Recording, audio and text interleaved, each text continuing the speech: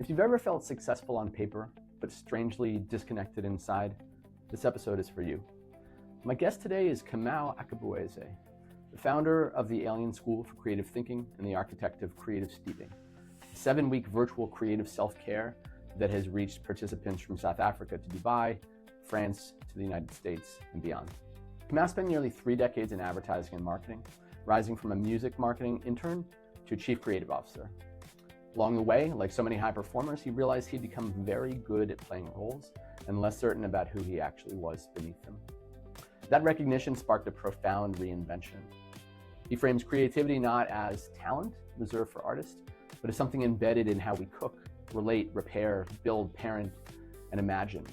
His philosophy invites us to see ordinary life as the birthplace of transformation. In this conversation, we go deep. We talk about alienation in modern work, the coming shifts in employment and identity, the discomfort of change and why presence may be the most creative act available to us right now. We explore why so many people feel lost in moments of reinvention and how creativity can become a compass instead of a performance.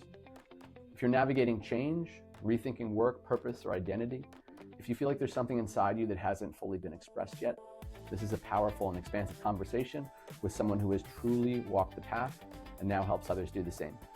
This is my conversation with Kamau Akabueze.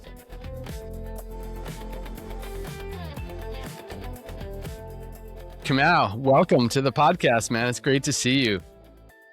Good to see you. It's been, a few months, 6 months or so since we've seen each other.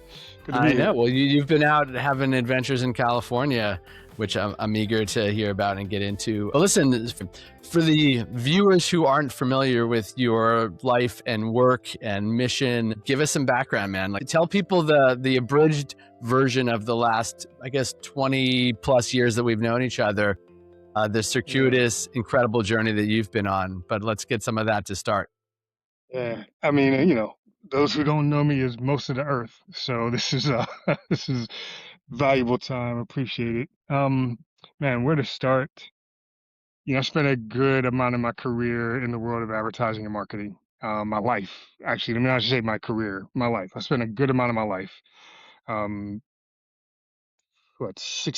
of it in the world of advertising and marketing, about 28 years in that world, and worked my way from an internship in music marketing to chief creative officer at a really great experiential marketing agency, throwing events and doing big things for big clients around the world. And just about anybody's story in that business is just about the same, right? So, the one thing that came out of that journey, that adventure, was learning how to be me, most importantly, because I had to be so many people when I came into the industry because I did not know the industry that I was joining. I was offered an internship that was serendipitous, that was beautiful, that gave me a great opportunity, and I ran with that. But at the time when I jumped into music marketing, I was still kind of a kid who wanted to make video games. And this was a complete aside, a 28-year aside that had some great intersections along the way, including the one with you. But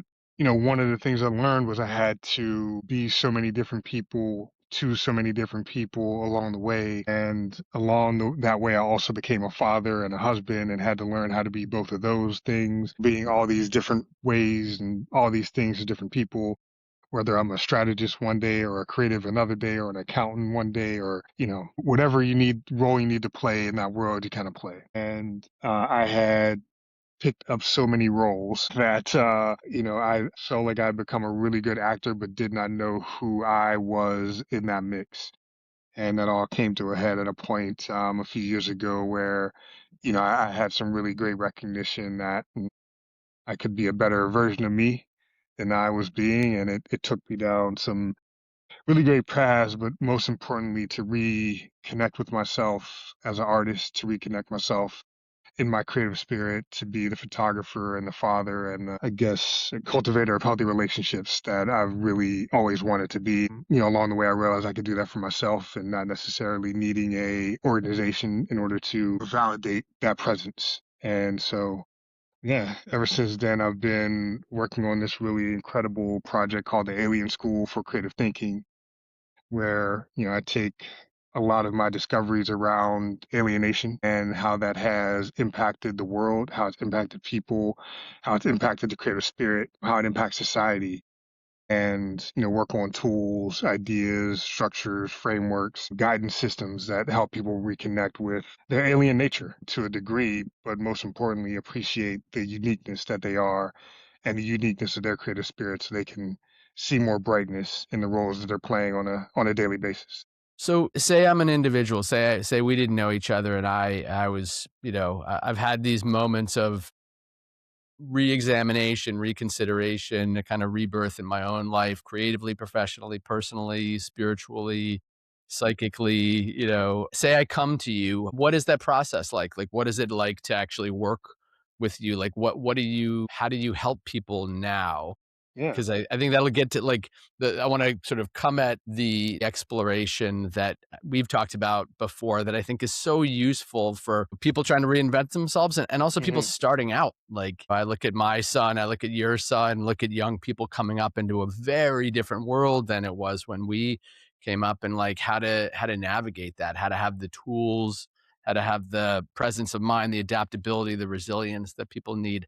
So how do you work with people? If I'm a middle-aged guy coming to you and saying like, "Hey man, I'm a little lost. What do we do?" Um, I mean, it's funny because that's kind of the way it happens. But a lot of times when people approach me and say they're a little lost, it's usually about what I have to offer because it's just not standard. So they've poked around my website. If you go to the alienschool.com, there's a lot of great information there about what the Alien School is, but it still leaves people a little bit confused because it's not a soft serve website. Usually people are approaching the Alien School when they know how deeply alienated they are from where they want to be. They've got a project, they've got an idea of themselves, they've got a challenging situation in their work life or their relationship life, or they're at a crux point in thinking about even becoming a parent. And they are interested in some guidance because they know themselves as a creative. What I speak is purely about creativity in the human ecosystem. They know themselves as a creative. They may not have been that creative in their life in the traditional way that we think about creativity, but they know that it's pulsing inside of them. They could be facing significant burnout from a career. They could be facing significant burnout from a relationship. There's so many things that contribute to burnout that aren't just professional, as you know. And so what starts is a conversation just like this that helps me get a sense of the creative being that the person is. What are they looking to create? What's been created for them? What their world is a bit like. And then we go through an orientation call. And that orientation call, they've answered about 6 or 7 questions about their life, their relationship to creativity, what natural elements they thrive around in their Hmm, life. hmm, Mountains, open plains. What time of day is their creativity like most at its peak? Some people are morning people, things like that that are really about the being, not the doing. mhm, What are the things that satisfy the being? Because I want to get to understand the nature of the being so that we can talk about the nature of their creativity. And once we start to get to some of that root stuff, it opens up a lot. And so that orientation call, is a nice, usually about an hour long call. We go through a lot of, Q&A during that time where I'm looking at these inquiries and I'm putting together a person. I'm looking to understand the nature of how this being moves. And so I learn a bit more about that. And there's a few things that happen from there. If someone is on an individual path, we have about a 6 month course. So, 1 semester experience, but we have about a 6 month course where just about on a weekly to bi-weekly basis, we're talking about the creativity in the person's life. And as we learn about the creativity in the person's life, we understand a bit more collectively, they and I, what kind of creative being that they are. And I'm working to consistently attune them to all the areas of creativity in their life, whether they're creating a meal, whether they're creating a relationship, whether they're looking to create repair in a relationship. They may be looking to create a life, like I talked about. They may be looking to create a new idea. They might be looking to create a business. Creativity is so much more than the traditional artistic expressions that we know creativity to be. And so as we start to explore that more and more, they start to see a bit more and more how much creativity is swirling around their life and how much the creativity in the world is actually impacting their state. Mm. So that's kind of the traditional like semester long individual work. I do the same thing for about a 3 month pathway for organizations where we really dive into the ecosystem of creativity in the organization and pick apart the things that are getting in the way of the creative spirit. I learn how to walk through walls, learn how to collaborate with the imagination in some cool ways, learn how to slapbox the devil's advocate because they really don't belong in the room. We're trying to get to something good. And then I have a couple of other like workshops and tools. One of the more significant is a project called Creative Steeping. Creative Steeping is a 7 day or 7 week course where I really take people through the unfurling of their essence, a real self narration process in getting to understand who they are and who we are. That's where I'm at right now. I'm at a residency in Southern California, leading a creative steeping retreat for some really great people on a mission to explore their creativity from a lot of different angles. So, yeah, it's a beautiful experience. I love it, man. I love it. Like that's, on this, we're so aligned. I mean, like, we were for the benefit of the listener, I'll just give a little Hmm. bit of background of our experience. I mean, we met when I was starting to produce The Ride New York, and Counts Media, and looking at how could tools be, like the smartphone before there were smartphones, or, when the very beginning of text messaging integration into the US, and I met Kamau, and he was in an agency. I was sort of starting this crazy production media company, and I immediately felt a kindred spirit with him about someone who just thought differently and saw the world differently and saw the connection between things. Like, I think a lot of what you're saying, man, is like stuff that I've known of you. Like, you understand the integration of creativity into one's being, and you always have. Mm. And I feel like that was something that I understood and saw in you. And then we did projects together. We were fans of each other's work. We worked together briefly, and I think ultimately ended up, and I think became dads at a very similar time, Yes, and indeed. and Yes, and indeed. and and just sort of shared as outsiders in each other's lives for the most part a life experience. And we'd bump into each other on a plane and talk about touch points in our lives as men growing up in the world and in New York and in the industries that we were in, and as creative people and as spiritual people. And recently, like, no surprise, we both found our way to, I think, the kind of, I mean, you don't describe it as coaching directly, but I think, it is a kind of creative coaching. And I've obviously been drawn into that, and a lot of what I'm doing now in, creating content and writing, and this podcast is really about sharing. I work with people individually, but share one, two to many, some of the insights that I feel like I've gained and benefited from, and people like you that I've learned from, to sort of share that with everybody. Because I think, young people, middle-aged people, older people, like, reinventing ourselves is, to me, now the norm. Like, Hmm. this idea of, we figure out who we are and then that's who we are, and the old, like, sort of three-stage life model that existed for our parents' generation of, like, education, career, retirement, like, that's just a thing of the past now. Hmm. And I know so many of us are reinventing ourselves and discovering new things at mid stage, at late stage, and, who knows with longevity science how long these lives that we have will be. Hmm. And so, I just think it's such a fascinating idea of applying creative tools back to the individual and allowing people to really think creatively about themselves. And I think that ultimately, like, that this type of work, like what we're doing, and even this conversation, is, to me, the model of human to human support. And I think that as so many jobs are going to be taken by AI and automation and technology, what can we do that is unique that an AI couldn't do? And a lot of it is the empathy, it's the connection, it's the shared lived experience, and the supporting you in your creative process, a human creative process, not Hmm. like an AI creative process or something. And I just think that, like, it's just so interesting to me that guys, both you and I, sort of pulling on our own thread in our respective way, have ended up consistently at these similar stages. To me, Hmm. it indicates that there's something just, we're part of a wave that is moving, and it's not us in a way. Yes, we're making decisions, but it's also this need, this collective need that's happening. And so I want to kind of like circle to that last point. Like, what do you've experienced it for yourself. I've experienced it for myself. You've worked with people. I've worked with people. But like, what do you think is changing in our society now that Hmm. is making it's just so critical that people think differently about creativity in themselves, and that the idea of invention, the idea of innovation. I mean, what this podcast is called, producing innovation, like Yeah. that's not just about innovation out in the worlds of technology. It's like my Hmm. own personal innovation has been my journey.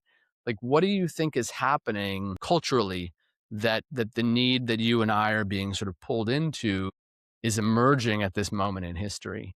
Yeah. That's an amazing question. I appreciate the opportunity to approach it. One of the things I think is changing very, very significantly and very, very subtly is the amount of joblessness that is going to reach society. I don't think we actually know where we are in that particular circumstance right now. And this has nothing to do with artificial intelligence. The structure of hierarchy has created so much bloat inside of organizations that even before what we're seeing with job loss as a result of artificial intelligence, we started to see significant job loss just because of the amount of people organizations were realizing that they did not exactly need to do their function. And a lot of that happened during COVID when accountability was really, really hard to come by. I think there was a lot of accounting for how many people it actually took to get a thing done in an environment where there wasn't just the physical busyness of moving around physical spaces. We started to see some significant things happening with job movement then, and we're continuing to see that. We're continuing to also then see shifts towards different ways of working, fewer days of work, and then the concept of remote work, all intersecting with the concept of the creator all at the same time. People are going to need to know productive things to do with time in times like these so that we're not left in abject loneliness and confusion and disillusion and left unaware of the realities of the changing face of workload in general. Yeah, and purpose, right? I mean, it's like for so many people, purpose came from work, and you'd say, "What do what do you do?" Or like, that was the basis of your identity in so many. I mean, Hmm. for generations, really. And I think as that changes, right? Like it's like that is a bigger disruption than I feel like the economic factors, which is the sort of the psychic, emotional, psychological, person to person, relational Yeah, factors. yeah, absolutely. And learning to create for and with each other again Hmm. outside of the workplace. This is going to become super essential. This is where that macro view of creativity that I'm talking about really comes into play and that we've discussed because we have been so conditioned by the nature of our infrastructures to work for almost like an invisible entity, which means we're not always working for each other, which is why there's competition inside of the same company for positions and space when you're in the same place doing the same thing for the Hmm. same reasons. That Hmm. competition is wildly unnecessary. So then stepping out of that where you don't need that competition to drive the day, what are people going to do with their time and their energy and the resources that they have to work with? This is just my observation from the Hmm. world, kind of step back a bit, where even as this trickles into reality, some of us need to be there to assist the transition. Yeah. Yeah. Yeah. Yeah. It's funny, there's a way in which it just occurred to me in what you were describing, and I'm thinking about some of the changes. that I've observed in people in my community, people that I work with and know, some socially, some professionally, where like the impact of COVID, the changes to remote work, the changes to their industries, the shifting expectations, so much of that was about friction, right? Like the friction of the Hmm. office and people going in and the time and the travel and the this and the that and the way people work in a space together, like when you can remove a lot of that, like it changes so much. And in a way, I think that some of what people struggle with is the finding the creativity in themselves, but it's also just managing change. Like, Hmm. like I know of it is a facet of creativity in my life, but like the most uncomfortable thing that I see in creativity that I've wrestled with throughout my career, and I feel like my ability to be okay with it was a strength that I had as a creative person, was uncertainty. Hmm. Like when just like it's going like, I don't know where that idea came from. I don't know how these ideas fit together yet, but I'm okay with the uncertainty and the confusion, and I'm okay with it kind of unfolding as it were in front of me, and I don't need to understand it, right? Like I Hmm. understood that as a creator, whereas if I need to understand it, it can only be as big as my rational mind. Hmm. But if I can be okay with the uncertainty, then it can be so much bigger than that. As a creator, like that's uncomfortable, but a lot of people are like, I don't know, I'm not a creator. I don't have to deal with that. But when you apply the same thing to just change, I know people in our, in our old industries, I know people in advertising who are like, AI's freaking me out. And they were just like, didn't want to look there. And then when they started looking there, they got excited. You know what I mean? And I just think that so part of the discomfort that you're talking about to me is implicit in Hmm. creativity, but some of it is just about change. Yeah. And I think Yeah. that Yeah. assisting with both, being a kind of, midwife or doula for people into that change and to our society through that change is Hmm. a part of what so many people need to do now. And I feel like it's part of what I'm doing, part of what you're doing. But like, what parallels do you see, or Hmm. what connections do you see between creativity and change as I'm positing it? I mean, you've really hit it on the head because change is actually the most creative element on the planet. Right. It is always in motion and it's always forcing us to consider its profound creative power. And we can routine ourselves into sameness and believe that change is not happening. However, when those routines shift or those routines are shifted for us, then we have to actually recognize the state of change, how much has changed in the time that we've been kind of standing in place thinking that change wasn't happening. And this is why people come out of like professional environments or come out of like a long-term relationship and like, hold on, it's a whole new world. What do I do? Because we haven't had a relationship with change, the real nature of it as it is happening on a daily basis, because certain relationships can actually just hold us in a holding pattern, spiritually, practically, somewhat unnaturally. And it's an awakening when we come out of those environments and we're breathing new air and we're like, hold on, the air is different. I don't know what this looks like. What do I do with this device? How do I find a job in this environment? What do I do with time? All these things become bigger questions to build a relationship with. And so, your encouragement there is really about that observation of change on a consistent basis and seeing and being appreciative. You don't have to dive into every change, but knowing that it's there and understanding its role is really, really valuable. Yeah. Yeah. It's so funny, man. I've been, every time I talk to you, like, like I feel like like somebody described, maybe it was Steve Jobs. Somebody said, creativity is just connecting the dots. And whenever I'm with you, dots that were not previously connected get connected, and that is part of why I love you so much. And for listeners, like follow Kamau because that's what happens with him. But a thing that I've been really focused on late, like increasingly over the last years, but like the last months specifically, is reconnecting with Eckhart Tolle's work and Mm, the power of now and the idea of like being present. Like I've read his stuff before and I knew it, and there's sort of tried and true spiritual principles in what he talks about. But like what I just realized about why that's been so fascinating to me right now and feels so relevant right now is that when you're like, what he describes is most of us are unconscious because our mind is in the future or our mind is in Hmm. the past.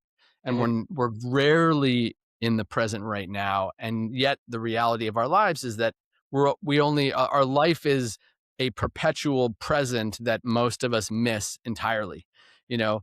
And when you're Hmm. present, it's like you're present for the change, you're seeing the change in some of the systems that I feel like we've had: long-term relationships, long-term careers, Hmm. repetition, routine, as you said.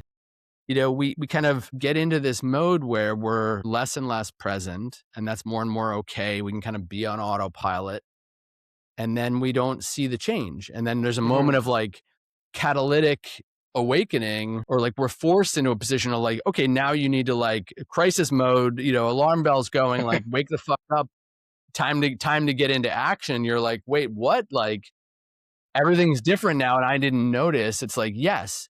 And I think Hmm. it's the thing that I'm realizing. I feel like this emerging idea that just came into sharper focus because of this conversation with you is that the need to be present is so critical in a moment of change. It's so critical in a moment of creativity, and it's so critical to just be in our lives, like Hmm. as I've read his stuff, Eckhart Tolle's stuff recently, and I've been like, God damn, like most of us it's like we're unconscious literally most or all of the time. Like what would happen if we all were like super present?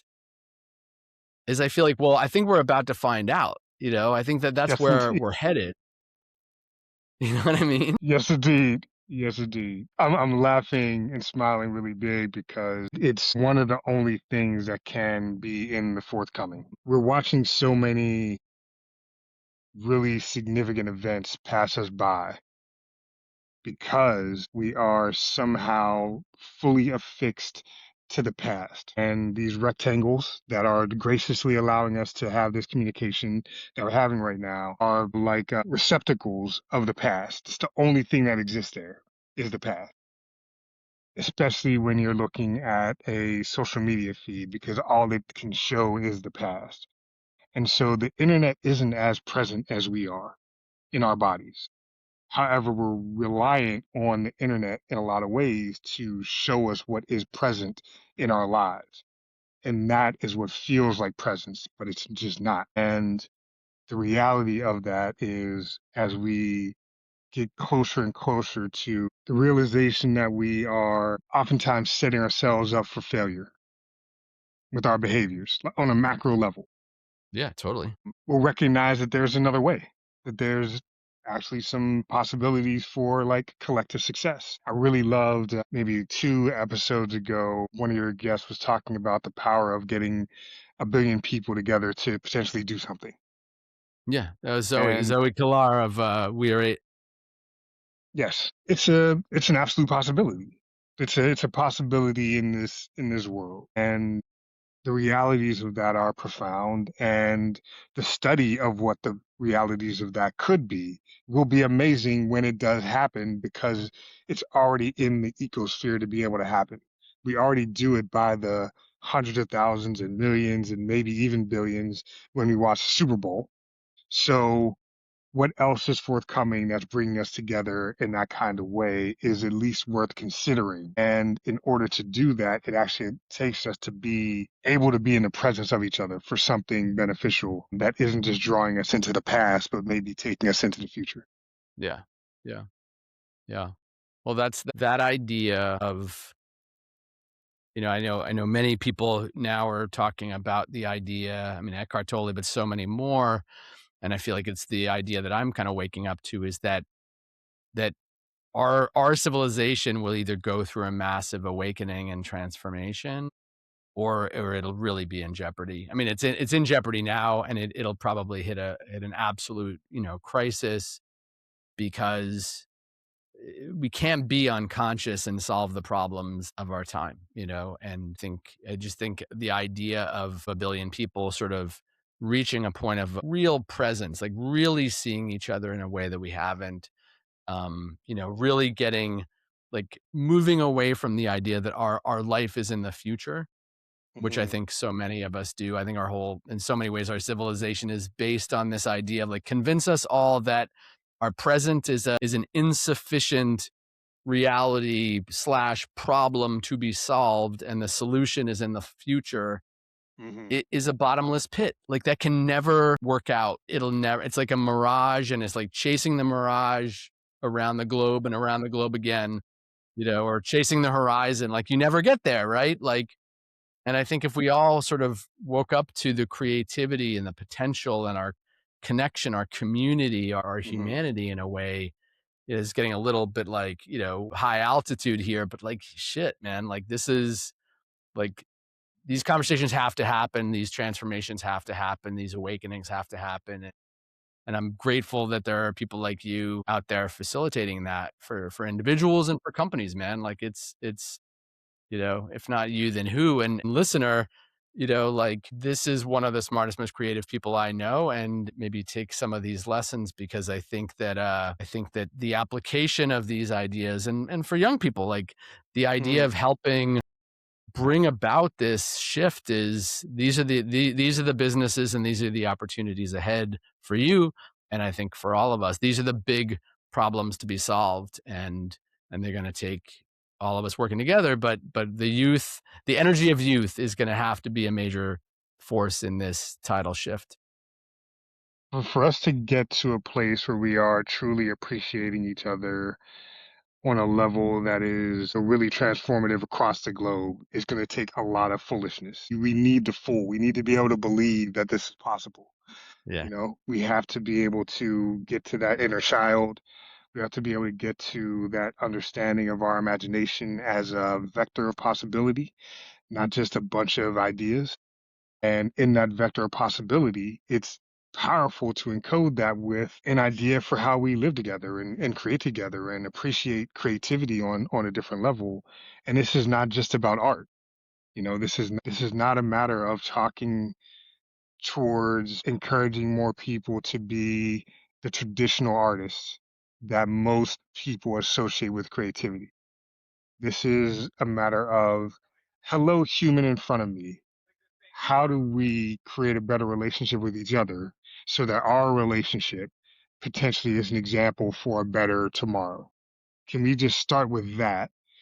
Enough in collaboration, imaginative collaboration, to see that you and I could do really great things together just in the way that we relate to each other, that could bring about change for somebody else, that then could bring about change for somebody else, and accept that that is a positive force in the world. The simplicity of that is the part that I believe we may be overwhelmed by, because everyone's got their idea of how to change the world on a macro scale. And if we all today, like right in this moment, were granted our wish for how we would change the world, this whole thing would explode. The whole thing would explode. Some parts with joy, some parts with terror, some parts with nuclear waste. Like, all these things are realities in this 8 billion person jam band that we're like all a part of, right? So like what you're offering here, and what is really clear, is that we do have a chance as independent operators to slowly offer some new views of creativity into the world. There have been so many guys and teachers that have been promoting this for eons of time, from the Eckhart Tolle of the now to the Hermes of the ancients to every biblical figure ever that existed. But the constructs that sit in between of that unity, the constructs that sit in between of that, those are the walls that ultimately will have to come down. And at a certain point, we'll have to at least recognize, just for a hot second, that we may be singing the same song. Yep. Yep. Yep, 100%, man. And I was re-exploring Tolle's the New Earth, and he talks Mm, about that. He says like so many of these ideas have been around, since the Tao Te Ching and Siddhartha. The adoption of these ideas has to happen now. Like mhm, we're at a critical inflection point, and hopefully necessity will drive these kinds of changes in a way that it's all been sort of, you know, laying the groundwork for this moment, which just feels like what an incredible moment to be alive and what an incredible moment to be contributing. Hmm. And I'll say, you know, and I'll let you have the last word, but I just want to kind of wrap up on the idea that, like, I'm really grateful that there are people like you, my friend out there, you know, trying to Hmm. facilitate change. And I'm proud to be, you know, brother in arms with you, trying to do the same. But it's, you know, and I invite others to have the kind of, you know, the word that popped into my head a few minutes ago when you were talking about, like, the willingness to change, the audacity, you know, the audacity Hmm. to think big ideas, the audacity to think that one person could have, you know, this sort of a grand macro impact, potentially, Hmm. because that's who has historically, right? Like, it's only ever bands of little individuals willing to think differently that, like, changed the world. And now we need to do that again, but on a scale that's anew. So I'm Hmm. grateful for the yous and the me's and the others out there in the world doing it. But this is a really an invitation to everybody, you know, listening, you know, young or old, to Hmm. like think with us on how do some of these changes happen, how do some of these transitions happen, how do some of these insights, you know, get had and then communicated. And in my own limited way, in my little corner of the world, I'm trying to, like, promote these ideas that I think are critical to our future, certainly in my future and our future, my kids' future, but, like, Hmm.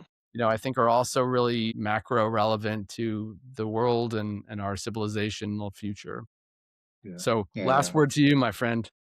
Yeah, no, I appreciate that. I'm gonna throw, just the same, I guess, an enthusiasm to the audience that, for Michael to be in the world of being a support system for other humans, like this is just a gift from his parents to you.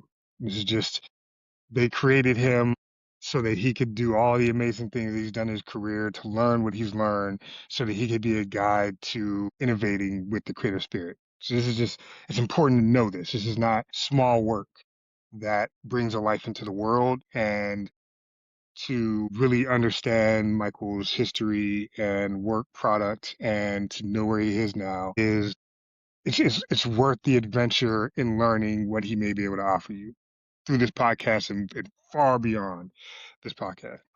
In this body of a black man that I've grown up in, I've had to watch the world create terror in rejection of the other for a very long time, since before I was born. If we look at this hypergenetically, if we take the meta of it all, I've been a genetic witness to our practice of creating terror for as long as humanity has been doing its thing.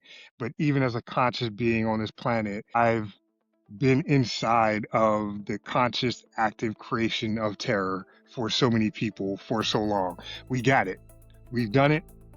We got it. We can do that. We are professionals at it. Mastery level. There's another way. There's another direction. There's more that we can create with all the resources that are put towards creating terror.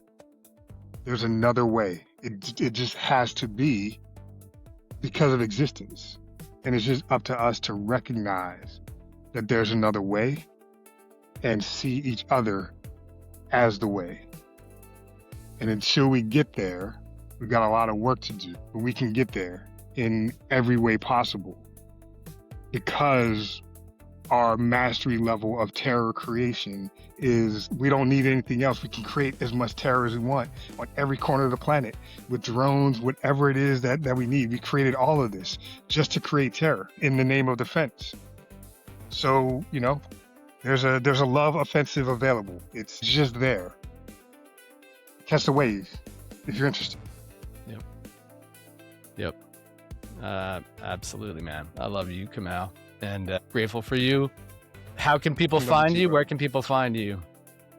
Alienschool.com is the best way to find me. It is a place where you're going to be challenged to read, where instant gratification is not exactly the way, but there's some really great gratification in the investment in time. So the alienschool.com is the best way to get at me and to connect with everything that I'm up to. Awesome. Awesome. Thank you so much, brother. And be safe out there in the desert. And I hope all those people get everything that they can out of you, because it's so much. All right, everyone. Thanks for joining us for this wonderful episode of Producing Innovation.